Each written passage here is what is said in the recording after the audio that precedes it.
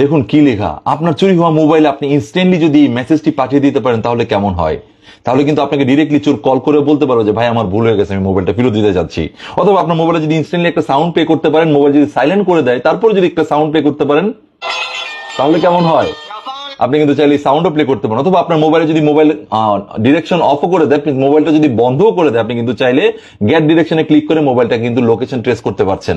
So কিভাবে এই সেটিংসটা on করবেন সেটা বলে দিচ্ছি। আপনাকে কিন্তু ইনস্ট্যান্টলি পাশের কোনো একজন মোবাইল ইউজার বা আপনার আত্মীয় স্বজন বন্ধু বান্ধব যাকে কাছে পান তার মোবাইলটা নিয়েই কিন্তু আপনি সেটিংসটা অন করতে পারেন। কিভাবে সেটা করতে হবে দেখে দিচ্ছি, আমার এদিকে ফলো দিয়ে রাখুন, এরকম ইম্পর্টেন্ট ভিডিও আছে আপনার কাজে দেবে। So let's check it out.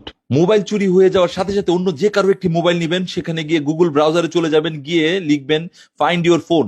এই ফাইন্ড ইউর ফোনের দ্বিতীয় লিঙ্কে ক্লিক করবেন, রাইট কর্নারে ইমেল অ্যাড্রেসের অপশন পাবেন, সেখানে ক্লিক করে অ্যাড অ্যানাদার অ্যাকাউন্ট, মানে আপনার চুরি হওয়া মোবাইলের ইমেল অ্যাড্রেসটা এখানে বসাবেন যেটা আপনার প্লে স্টোরে লগ ইন দেওয়া ছিল, এবং পাসওয়ার্ডটা বসাবেন। এরপরই দেখবেন আপনার মোবাইলের লিস্ট দেখাবে আপনার কি কি মোবাইল আছে এই ইমেল দিয়ে। এখন আপনার হারিয়ে যাওয়া মোবাইল চুজ করলে দেখবেন এখানে play sound, secure device, get ডিরেকশনের অপশন পেয়ে যাবেন। প্লে সাউন্ডে ক্লিক করলে দেখবেন আপনার চুরি হওয়া মোবাইলটা ইনস্ট্যান্টলি বাজা শুরু হবে, সেটা যদি সাইলেন্ট করা থাকে তারপরেও বাজা শুরু হয়ে যাবে।